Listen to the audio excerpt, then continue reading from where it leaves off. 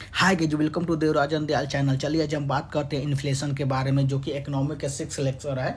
और आज इन पूरे हम इन्फ्लेशन के बारे में बात करते हैं। अगर इन्फ्लेशन को सिंपल टर्म में बोला जाए ना, तो उसको जो महंगाई होता है ना, उसी को हम इन्फ्लेशन बोलते हैं। जैसे कि अब साइंटिफिक टर्म में जो कि बताते हैं, inflation refer to the sustain increase in the general price level of a goods and service is an economic over a period of time. जब भी हम जो हमारा इकोनॉमिक है ना, उसके मतलब जनरल जो प्राइस है ना, उससे उस प्राइस से बढ़ के मतलब उसका प्राइस बढ़ जाता है, और जो कि पीरियड ऑफ टाइम में, तो उसी को हम इन्फ्लेशन बोलते हैं। मान लीजिए कि जैसे आलू है, अब अभी आलू है, अभी मतलब अभी 10 रुपये किलो, और बाद में मतलब उसको 20 रुपये किलो हो गया ना, जो 10 रुपये का जो थी बढ़ोतरी हुआ ना, उसी को हम इन्फ्लेशन बोलते हैं। ठीक है, अब बोलते हैं कि टाइप्स ऑफ इन्फ्लेशन, मतलब टाइप्स ऑफ इन्फ्लेशन की बात करते हैं। जैसे कि होता है डिमांड पुल इन्फ्लेशन। इसमें डिमांड पुल में इन्फ्लेशन होता है ना, जैसे cause by increase in the aggregate demand.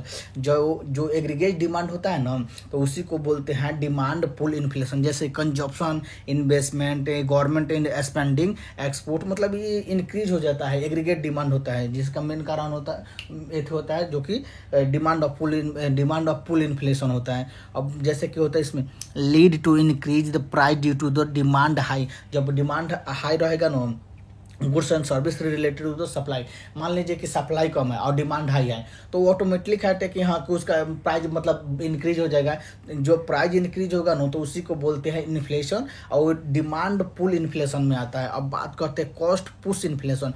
Cost push inflation में इसका कॉज है ना, cause by the increase in production cost such as the wages and raw material. जो भी हम मान लीजिए प्रोडक्शन करते हैं, तो उसका जो रॉ मटेरियल का वेजेज का जो प्रोडक्शन कॉस्ट इंक्रीज होता है, वेज इंक्रीज होता है, प्रोडक्शन कॉस्ट इंक्रीज होता है, रॉ मटेरियल का इंक्रीज होता है, तो उसको हम कॉस्ट पुश इन्फ्लेशन कहते हैं। इसमें lead to the high price as a business pass, जो इंक्रीज इन कॉस्ट कंज्यूमर। जो बिजनेस वाले होते हैं ना, जो प्रोडक्शन करते हैं, उनका प्राइस हाई हो जाता है, इनके कारण जो कि कॉस्ट इंक्रीज हो जाता है, कॉस्ट टू कंज्यूमर के पास। अब बात करते हैं अदर टाइप्स ऑफ इन्फ्लेशन। जैसे मेनी टाइप्स ऑफ इन्फ्लेशन होता है, जैसे कि creeping inflation, chronic inflation, walking inflation, galloping inflation, running inflation, hyper inflation. ये सब मतलब होता है बहुत से। तो एक एक करके हम बात करते हैं कि क्रीपिंग इन्फ्लेशन किसे कहते हैं। Characteristic the mild and gradually increase in the general price level. ये मतलब क्रीपिंग इन्फ्लेशन होता है ना, क्रीपिंग मतलब धीरे धीरे चलना होता है। जैसे कि वो मतलब एक बागे नहीं पड़ेगा, धीरे धीरे प्राइस उसका बढ़ेगा। जैसे रेट होता है टिपिकली लो होता है विथ द एनुअल इन्फ्लेशन होता है। जैसे कि रनिंग क्रीपिंग इन्फ्लेशन 1% से लेकर 3% के बीच में रहता है, तो उसी को 1% से 3% के बीच में जब प्राइस बढ़ता है ना, तो उसको हम क्रीपिंग इन्फ्लेशन बोलते हैं। इसका इम्पैक्ट होता है कि इम्पैक्ट उतना नहीं होता है, बहुत कम होता है। जैसे कि allow for the adjustment in wages and price without significance of the economic disruption. इसे मतलब इकोनॉमी में डिसरप्शन नहीं होता है। जैसे कि अब बात करते हैं chronic inflation characteristic persistent and the prolong होता है, prolonged increase in the price level. जैसे कि होता है ना, इसमें रेट ऑफ जैसे continuously high inflation over the extended. इसमें मतलब कंटिन्यूस इंक्रीज होता रहता है। इसमें इसका इम्पैक्ट होता है, जो कि मार्केट पे जो इकोनॉमिक्स पर, क्रोनिक इन्फ्लेशन में इकोनॉमिक्स पर इम्पैक्ट होता है। अब बात करते हैं कि वॉकिंग इन्फ्लेशन क्या होता है। जैसे वॉकिंग मतलब चलना होता है, जैसे चलते इन्फ्लेशन चलते रहे। इसमें कैरेक्टरिस्टिक मॉडरेट इन्फ्लेशन आता है, मॉडरेट रेट होता है। दैट द हायर क्रीपिंग, मतलब क्रीपिंग से ज़्यादा होता है inflation, but not as a serve as the galloping in the hyper inflation. जैसे कि इसमें क्या होता है ना, 5 से 10% के वॉकिंग इन्फ्लेशन होता है ना, 5 से 10% से प्राइस बढ़ता है। किसी मतलब वस्तु का जो 5 से 10% प्राइस बढ़ता है, तो उसको वॉकिंग इन्फ्लेशन में काउंट किया जाता है। इसमें इकोनॉमिक्स पर थोड़ा सा इम्पेक्ट पड़ता है, क्योंकि मतलब इकोनॉमिक्स में डिसरप्ट होता है, जिसके कारण मतलब परचेजिंग पावर मतलब कम हो जाता है जो कंज्यूमर का। अब बात करें गैलोपिंग इन्फ्लेशन होता है। जैसे कि कैरेक्टरिस्टिक रैपिड एक्सेलरेशन, मतलब इन्फ्लेशन बहुत ज़्यादा बढ़ जाए। जैसे मान लीजिए कोई मतलब जैसे 10 से 100% के से प्राइस लेवल से बढ़ेगा ना, तो उसको गैलोपिंग इन्फ्लेशन बोलते हैं। जैसे मान लीजिए कि 10 रुपये किलो आलू है, अब एक के बाद उसको 100 रुपये किलो आलू कर दिया जाए, तो उसको रैपिड एक्सेलरेशन मतलब रेट से बढ़ा है, मतलब उसको तो ग्लैपिंग इन्फ्लेशन में काउंट किया जाता है। जैसे कि इसमें ना lead to the significant uncertainty होता है, इरोजन ऑफ ए सेविंग होता है, जो हमारे सेव करते रहते हैं उसका एकदम कंटिन्यूस इरोजन होते लगता है। डिसरप्शन इन इकोनॉमिक एक्टिविटी होता है, हमारे इकोनॉमिक एक्टिविटी में पूरा डिसरप्शन होता है, उसके कारण पॉलिटिकल में भी इनस्टेबिलिटी आता है, क्योंकि बहुत ज़्यादा प्राइस बढ़ जाता है। 10 रुपये किलो आलू है, उसे एक के बाद 100 रुपये किलो होने लगता है, तो उसको ग्लैपिंग इन्फ्लेशन में। अब बात करते हैं running inflation. Running inflation characteristic inflation rate that is the faster than galloping inflation, जैसे but not at the hyper inflation. जैसे ग्लोपिंग इन्फ्लेशन होता है ना, इससे फास्टर होता है, पर हाइपर इन्फ्लेशन से मतलब कम होता है। जैसे कि ये हमेशा डबल डिजिट से ट्रिपल डिजिट में मतलब एक्सीड करता है। जैसे कि होता है accelerating the inflation of exceed the triple digit, जैसे 100 से लेके 100 से 100 150 200 300% के आसपास एनुअली बढ़ जाए ना, मगर एनुअली बढ़ना चाहिए ना कि हाँ एक दिन में, तो उसको हम रनिंग इन्फ्लेशन बोलते हैं। इसमें बहुत ज़्यादा जैसे सीवियर डिसरप्शन होता है, इकोनॉमिक एक्टिविटी बहुत खराब हो जाता है, और लॉस ऑफ कॉन्फिडेंस, जो भी हम लोग इन द कंट्री का जो भी कॉन्फिडेंस होता है ना, उसके कारण लॉस हो जाता है। इसमें भी पॉलिटिकल इनस्टेबिलिटी आता है, जो कि क्योंकि लोग बहुत महंगाई बढ़ जाएगी, तो ऑब्वियसली है कि लोग एकदम करने लगेंगे, लोग अब प्रोटेस्ट करने लगेंगे, लोग दंगाई पर उतरने लगेंगे कि हाँ कि नहीं सरकार बदलो, क्योंकि कंट्रोल नहीं कर पा रहा है। अब बात का उसमें भी परचेजिंग पावर का इरोजिंग होता है, जो भी हमारा मनी होता है बहुत, मतलब मान लीजिए पहले 1 लाख सेविंग करे, अगर 100% 300% इन्फ्लेशन बढ़ जाएगा तो उसका 1 लाख का वैल्यू और 10,000 के बराबर आ जाता है। उसी को मतलब इसी कारण वो इन्फ्लेशन होता है। अब बोलते हैं अब बात करते हैं हाइपर इन्फ्लेशन के बारे में। हाइपर इन्फ्लेशन होता है जो extremely rapid and out of control हो। जैसे हर चीज़ होता है कि मतलब पूरा एकदम पर, जैसे उस सब तो एनुअली बढ़ता था, ये पर मंथ 50 से लेकर 100% बढ़ता था। मान लीजिए कि इस महीना है 50 रुपये किलो, अगला महीना हो जाएगा 500 रुपये किलो, फिर अगला महीना हो जाएगा 1,000 रुपये केजी आलू, मतलब ये पर मंथ बढ़ते रह जाएगा, तो उसी को हाइपर इन्फ्लेशन बोलते हैं। ये lead to impact the collapse of the local currency, जो भी इसमें लोकल करेंसी होगा उसको पूरा कोलैप्स हो जाएगा। लोकल करेंसी का मतलब कोई जो भी हमारा डोमेस्टिक करेंसी है उसका वैल्यू बहुत कम हो जाएगा, और उसमें सीवियर इकोनॉमिक डिसरप्शन हो जाएगा, सोशल इम्पैक्ट, सोशल इनस्टेबिलिटी आ जाएगा, बहुत सारे मतलब।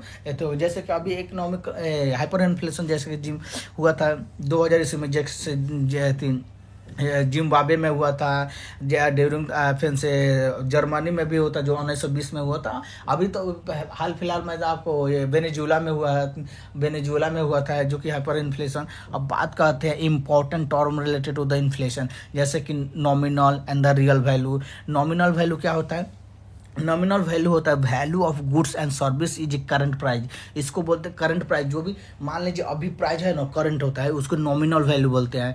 जैसे रियल वैल्यू होता है कि value adjust for inflation representing the purchasing power, मतलब जैसे कि रियल वैल्यू होता है जो भी मतलब वैल्यू को अभी मतलब 10 रुपये किलो हो, उसको एडजस्ट करके 15 रुपये 12 रुपये किया जाए, उसी को हम रियल वैल्यू बोल देते हैं, क्योंकि एकदम रियल जब रिप्रेजेंटिंग करता है वो परचेजिंग पावर का, उसी को हम रियल वैल्यू बोलते हैं। और नॉमिनल वैल्यू होता है कि जो करंट प्राइस है और उसको जब एडजस्ट करें इन्फ्लेशन से एडजस्ट करते हैं ना, तो उसको हम रियल वैल्यू में आ जाता है।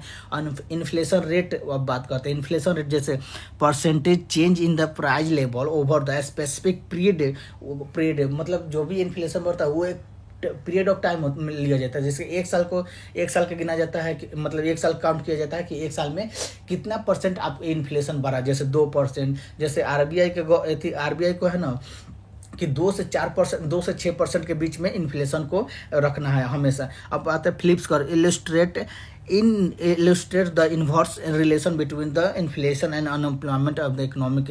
अब बात का stagflation मतलब होता है simultaneous occurrence of the high inflation and the high employment and positioning the policy change। जब भी इन्फ्लेशन बढ़ता है ना तो उसके साथ अनएम्प्लॉयमेंट भी बढ़ जाता है, उसको अब जिसके कारण इकोनॉमिक एकदम ठप हो जाती है, जिसको स्टैगफ्लेशन बोलते हैं। उसमें इकोनॉमिक मतलब बढ़ता है, इकोनॉमी में ग्रोथ ही नहीं होता है। अब बात करते हैं डिफ्लेशन के बारे में। डिफ्लेशन क्या होता है? Definition of the deflation, deflation is the sustain decrease in the general price level of the goods and service in an economic over the period of time.